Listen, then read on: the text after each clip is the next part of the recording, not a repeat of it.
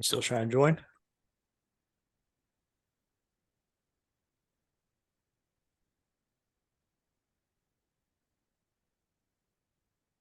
You said we're creating a new file? Yeah. Still in PCC? Yep. Okay. There's Michael.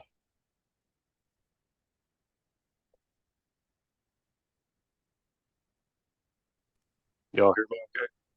Yep. Okay. I have to ask every time because, like I said, Zoom's a bitch. I'm gonna try to work on getting it on my desktop as well.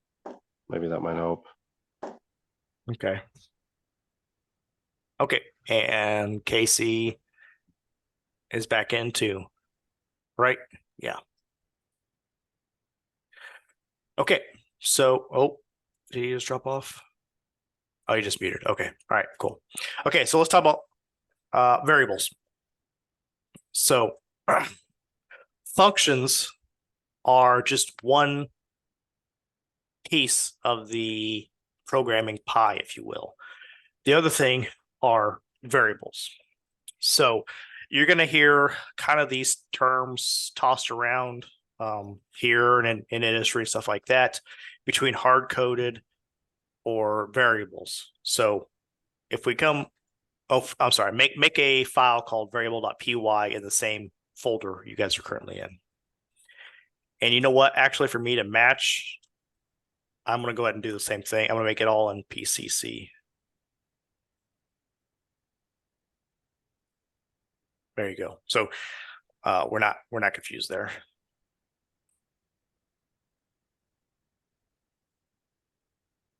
Okay, so I just make sure you're still in your terminal, the PCC folder, and let's talk about variables.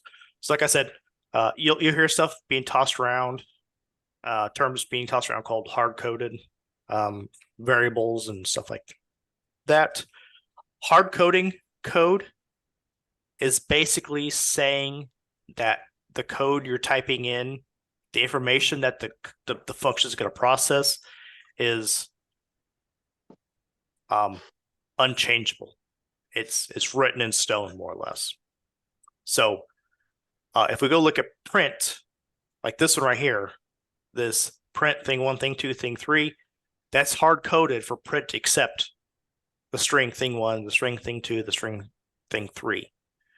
If you wanted to change this print statement instead of thing 3 to thing 4, you'd have to come in here, stop the function, come in here, change that, and then run it again, which means you lost whatever this function did previously. So that's where variables come into play. A variable has two parts, a name and a value. So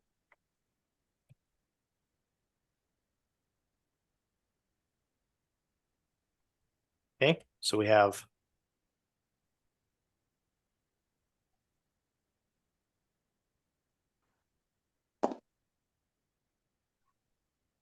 let's do this. Variable name equal variable value. That's how you define variables. So for example, I did the variable, I'm going to give that variable zip is equal to my zip code. And so what this does is it says take this value 67002 and give it the nickname zip. Okay. Now it's more than the nickname, but for now we'll just say it's the nickname. So if we say, okay, all right, okay, I'll accept that. Zip is equal to 67002. So if we do that print again, so we can do 67002, which will, as we know, print that number, right? But alternatively, if we do print zip, if we run the right program this time, so make sure you run in Python space variable.py to get it to work. You'll see. I didn't have to do that. I didn't type that in. Just saved it, ran it.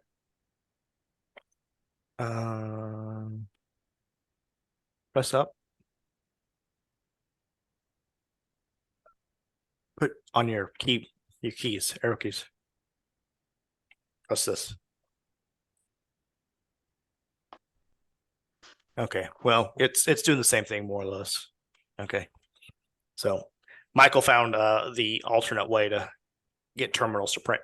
So anyway, you can see there's two print statements here, 67002, 67002.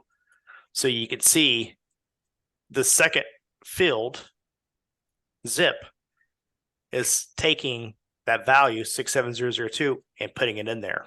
Okay, cool. Nice, awesome, whatever.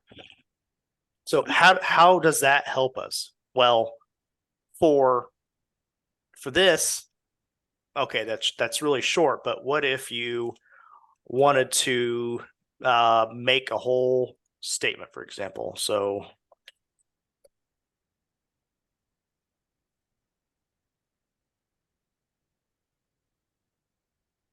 let's say we want that. It's just a random piece of crap I pulled off the internet. So maybe you have to reuse that over and over and over again, and you don't want to have to do this. Print blah. Because look how long that is. That's so big that I have to scroll clear across the screen. So instead, what we can do is say long sentence. So you see I'm using camel case there, right?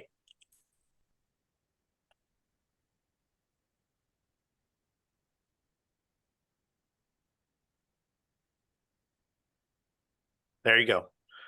So when you're actually doing the coding, you can skip this whole crap that, as you see, is super annoying to filter through, and rather you just give it a nickname, long sentence. Okay, and it prints that out exactly what was there. That's one way variables make your life easier. Another way is as you're going through code, sorry, everybody. As you're going through code, what if you want to change your zip code halfway through the functions?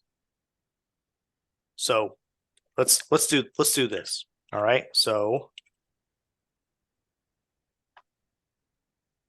I'm going to say print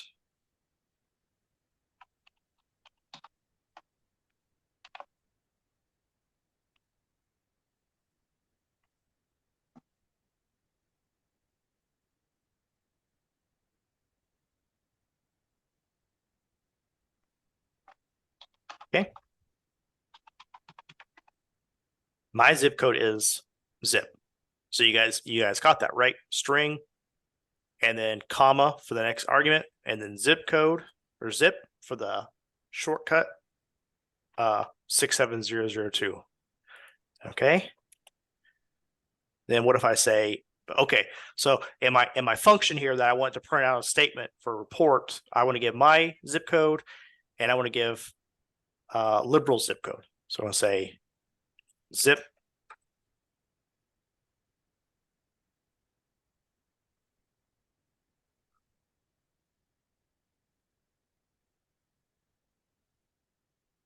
okay.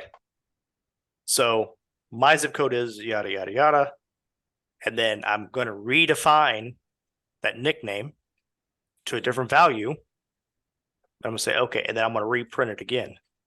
So remember at the very beginning, I said Python works from top down. So what this is going to do is it's going to say, okay, I'm going to store zip as the nickname of this number, and I'm going to pass it in every time it's called zip. Okay, here it is. Okay, now they're wanting me to redefine the nickname to a different value. Okay, that's the new value. And then here's called again, and I'm going to choose that new value. So if we run this, we can see zip has changed between the first and second print statements. And this is one case. Variables are infinitely usable and infinitely valuable in programming. So we will be using variables a lot, a ton. And you can do lots and lots of stuff with variables. So you can say, the other things you can do is you can take a zip and you can do something like this. So you can say set the nickname zip to the old zip, which is this one up here, right? That's the last time it was used, and add 1 digit to it. And I'm going to print zip here. So now 67902, which is that even a zip code? I don't know. Is it Dodge? Nope, it's still liberal. Is it still liberal? That's the school district zip. Oh, okay. Okay. So there you go. And you can do that. You can add, you can subtract as long as a zip is a number, right? If it's a string, doesn't make sense to add a 1 to it. It's just gonna crash. But in this case, we're adding to it. You can subtract to it. So sorry.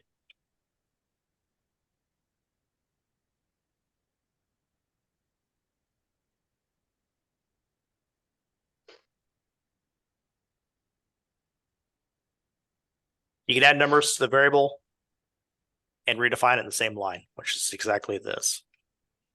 Okay. And you can do that. You can do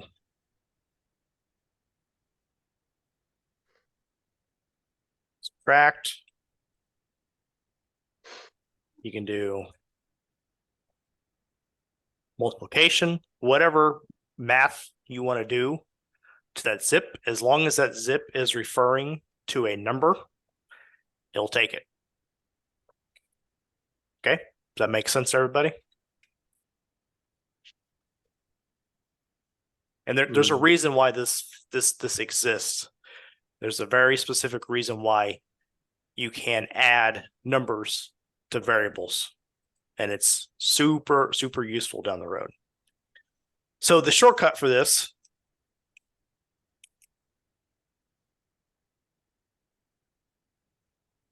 the shortcut of zip equals zip plus 1 is zip plus equals 1.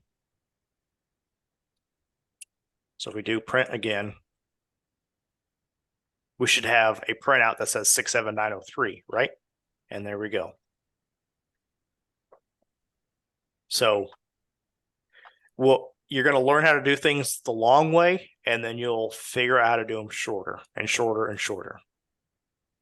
So zip plus equals 1 is the exact same thing as zip equals zip plus 1. Everybody tracking on that?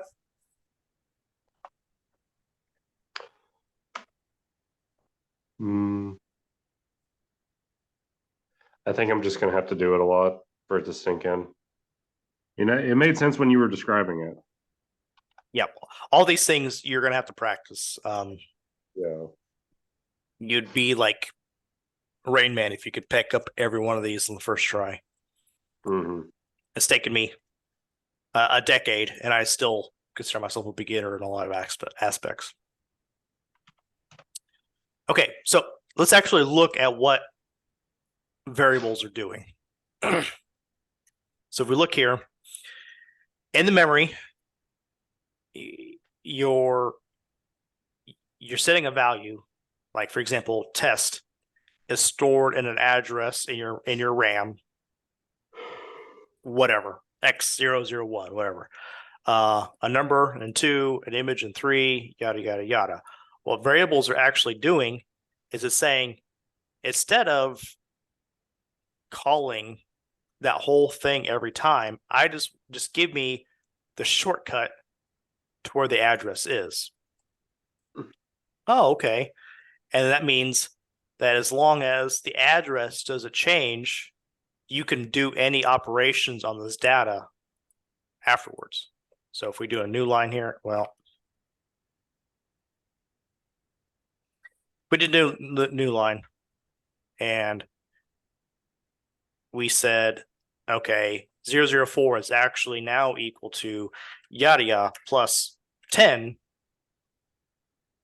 phone number still is referencing the same address, but there's been a change to the data.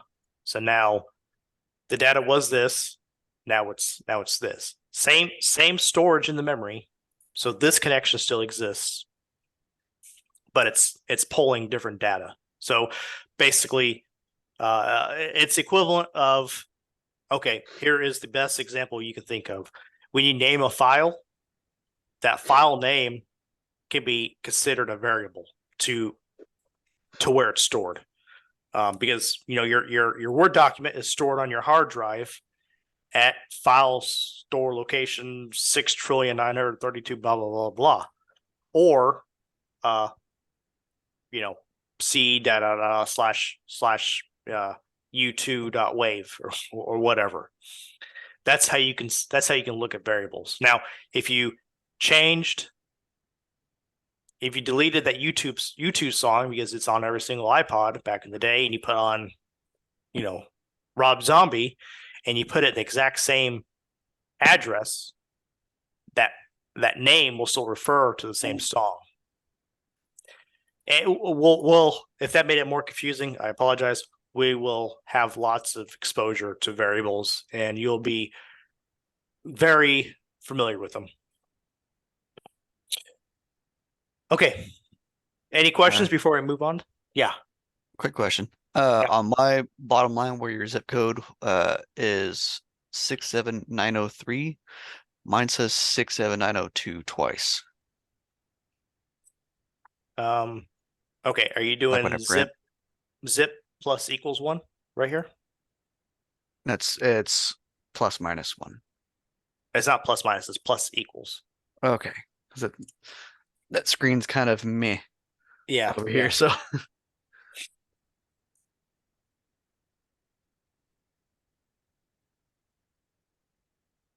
okay. That worked? Yeah. Okay, cool. So this plus equals, this plus here can be interchanged with any of these. So you can do minus equals, times equals, divide equals. It doesn't matter. Okay. It will take it. It'll say zip, and then add 1 zip if that's a minus, and subtract 1 off of it. So what this is used for, I'll give you, I guess, a peek behind the curtains, is it's used for indexing. So when you need to count up or count down in the future, you'll do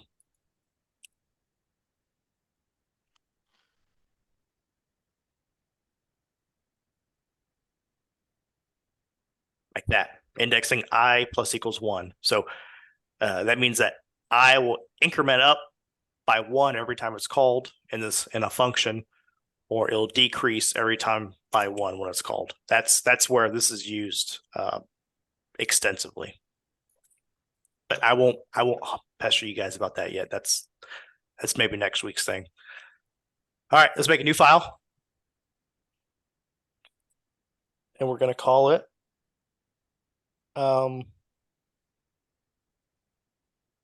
input.py.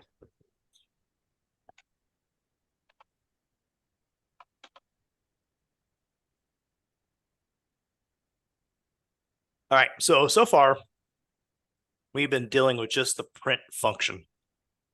Again, can somebody tell me what a function does at just the highest level possible?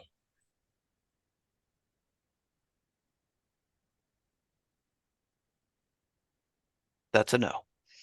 Nope. Okay, so remember, a function is a machine.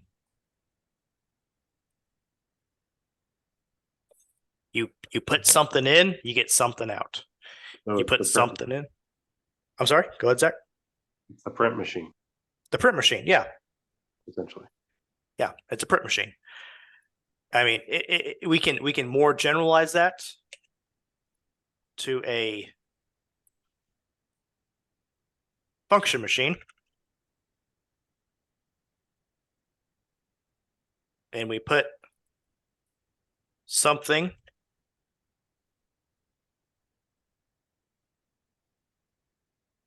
Wow, we didn't copy that.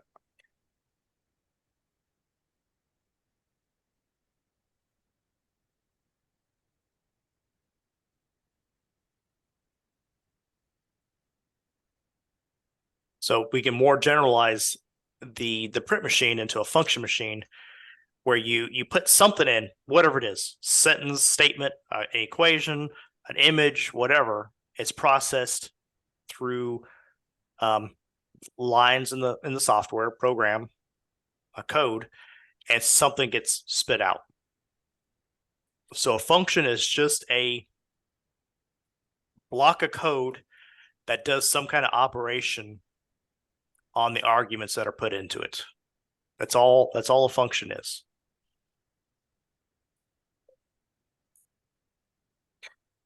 Okay, so the next function we're going to talk about, another one that's built in to Python, is input.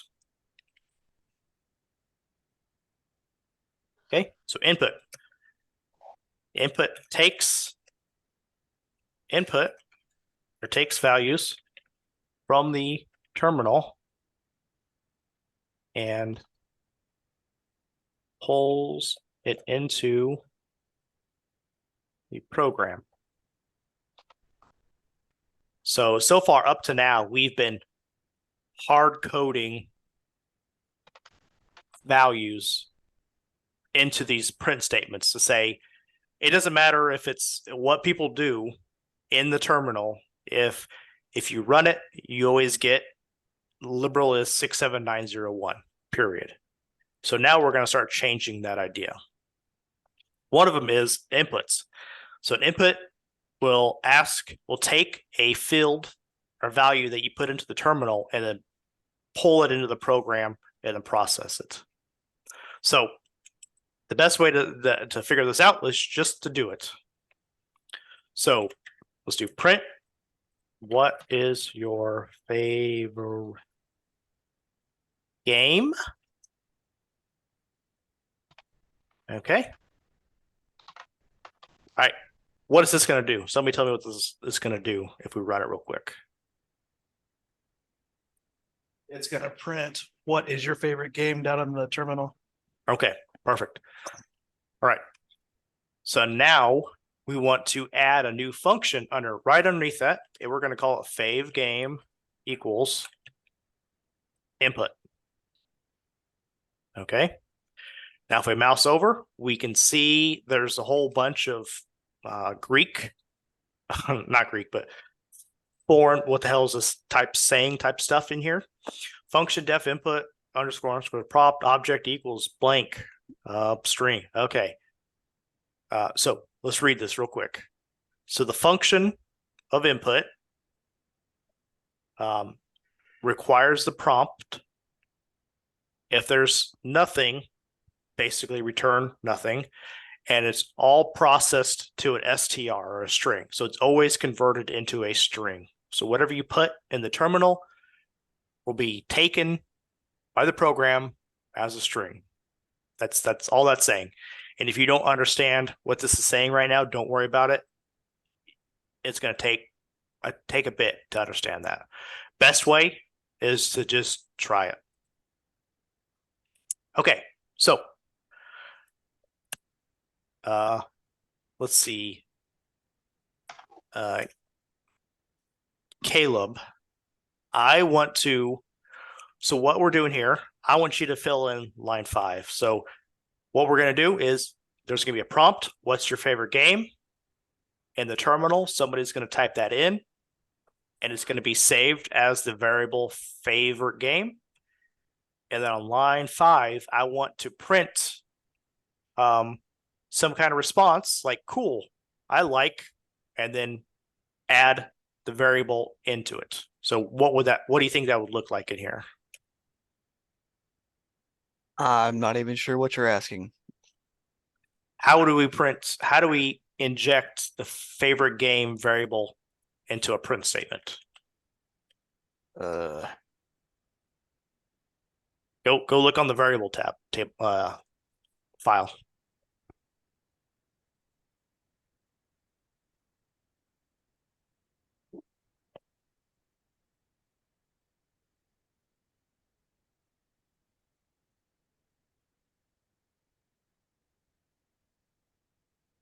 Let me see line 20.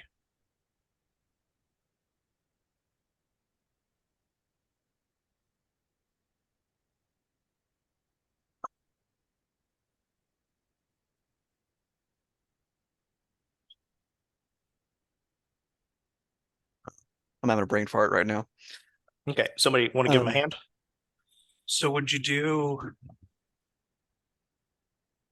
like input equals Minecraft? Okay, that'd be line 4, sure.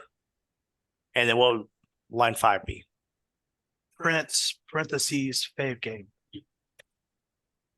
Okay, let's try it. So again, what's your favorite game? That's what it should show. It should basically show a terminal like wanting you to, it'll basically expect you to put something in, and then that value you put in is getting saved to that nickname fave game, and then it should print fave game. So let's do it. Python input pi. What's your favorite game? So you can see down here, all that looks a little bit different. So I'm gonna type in Minecraft, like Michael said. And it said, oh, Minecraft. So let's get a little bit more detail in here. Cool. I like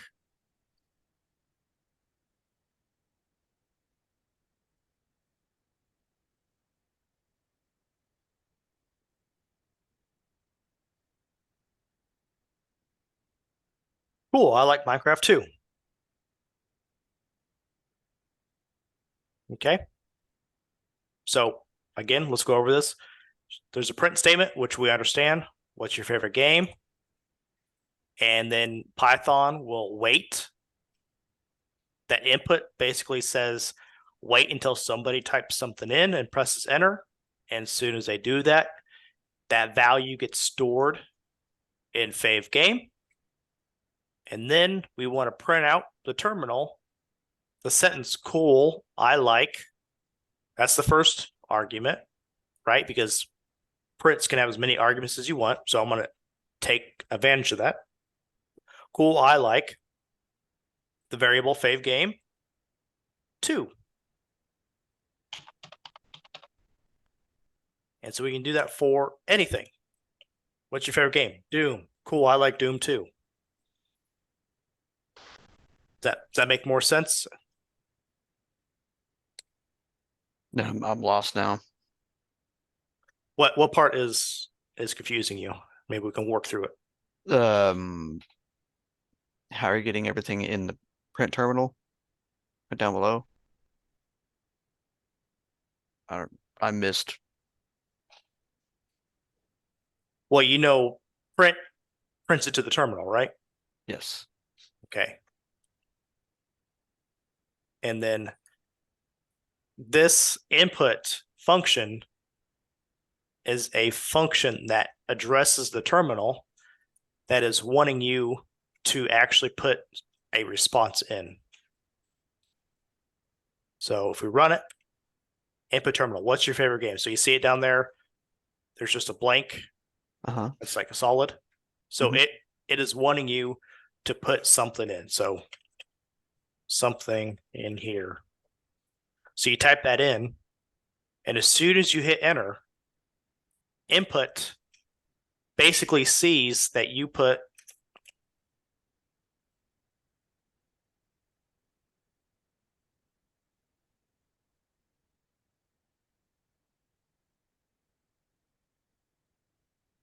so the function input sees what you typed in here and then passes this whole thing that you typed into favorite game.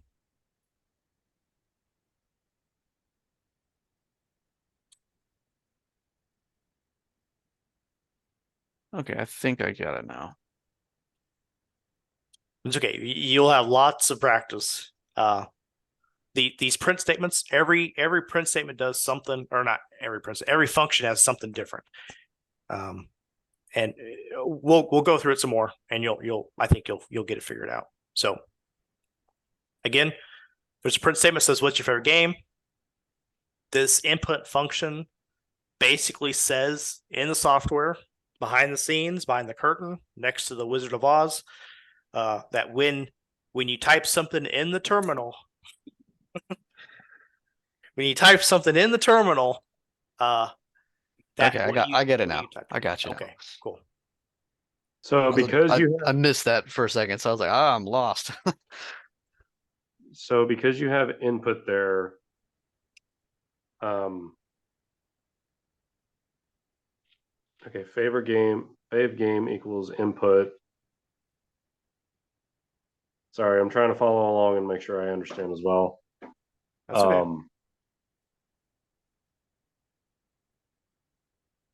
Do you ever feel like you have a question but you don't even know what the hell how to ask it? Yep. Yeah. Yeah, I'm hung up and I don't even know where to begin. That's okay. Well, how about we keep going? I have some more examples So, of. so input. Yeah. what we basically wrote in the input.py is basically question, answer, Question and roughly. well, Like we're question, basically, when you run it, it's basically asking you to answer the question in the terminal, and then Yeah, it yep. will respond. Exactly. It's taking that input, that answer you gave it, and it's processing it inside the program. Because you can see, I can type whatever I want here, and it changes it. And so that's how you can, like, on a website, when it's asking you for your name and address and all that stuff, that's how it takes it. It says, okay, input 1 is the name field, input 2 is the address field, and it sets it. The name field gets set to the name variable, address field gets set to the address variable, and so that the program can do something with it down the road. I'm going to comment this out, and we'll try it with something else with maybe a few more statements, okay? So, like I said earlier, we're going to learn how to do things the long way, and then we'll do it a shorter way. Okay. So these two statements, the print, what is your favorite game, and then setting the input to a variable, can be reduced into one line. So let's do fave movie equals input. What is your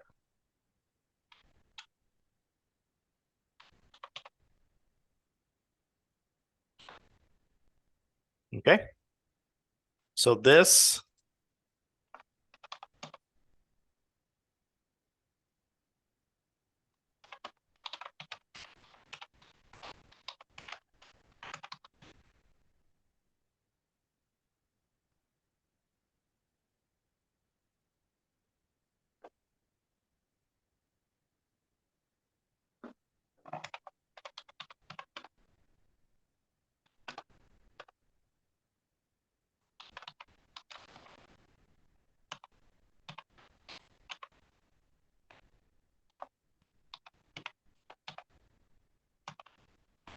all right.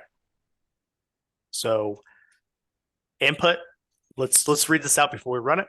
So this is basically saying, so it's instead of asking you the question and then printing a line to have you fill it out, all in one line is going to give you the statement and have you fill it out. And that whatever you enter in, it's going to be saved as fave movie, and it's going to do a print statement where it injects that variable into the sentence. So let's run that. So now look at this. What is your favorite movie? Colon or question mark colon, and then there's that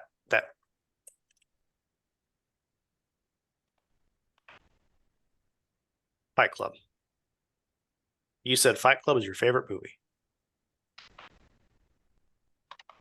So you see, I was able to reduce this code by one line, making it more succinct for the next developer to read.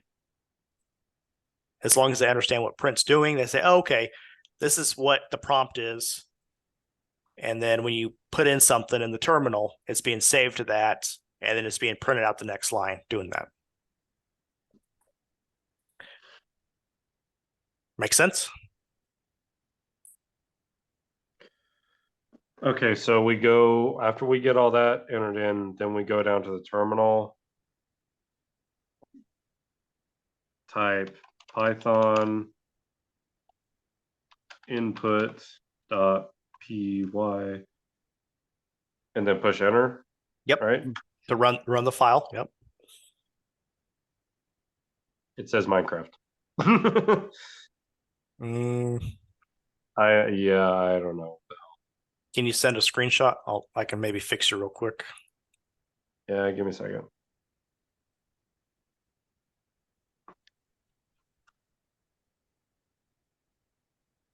Had you gotten to inputs already, Casey?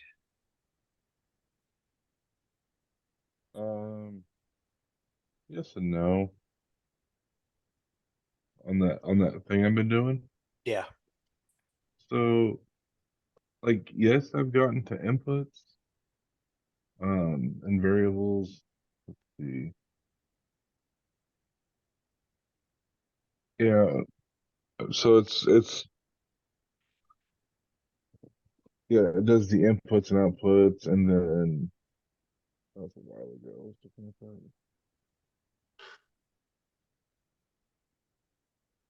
Like right now on the thing that I was doing on that app, it's doing like the flow charts and stuff. So like the proper way of putting in your things. Okay. Okay, Zach. So line 4. Yeah, print Minecraft. That's nothing. Take that out.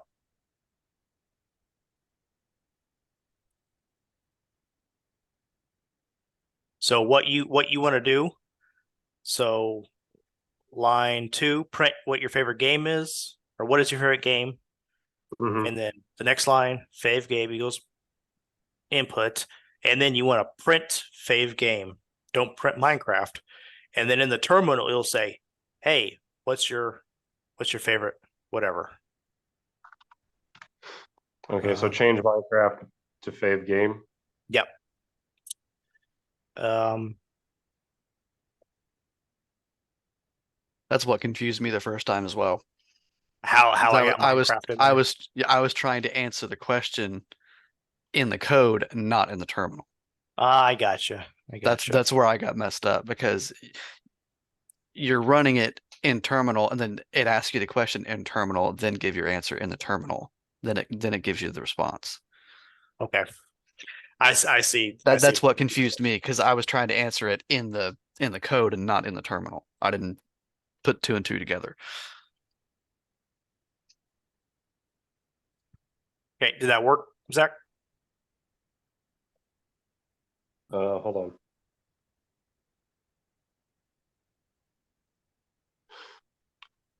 Okay, so on line 4 on print, I removed Minecraft. I put in fave game. Mhm. Then I go down to the terminal. Yes. Yep. And run Python input.py.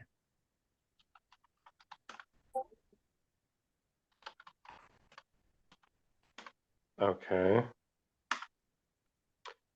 Okay, it says, what is your favorite game? So just type something in.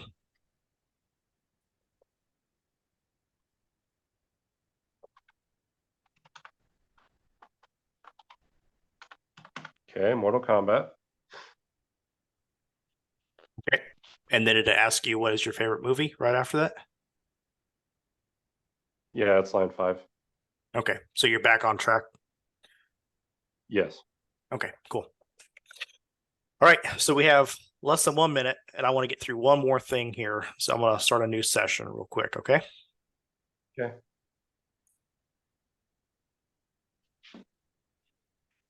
Okay. I'll see you guys in just a second. Alrighty.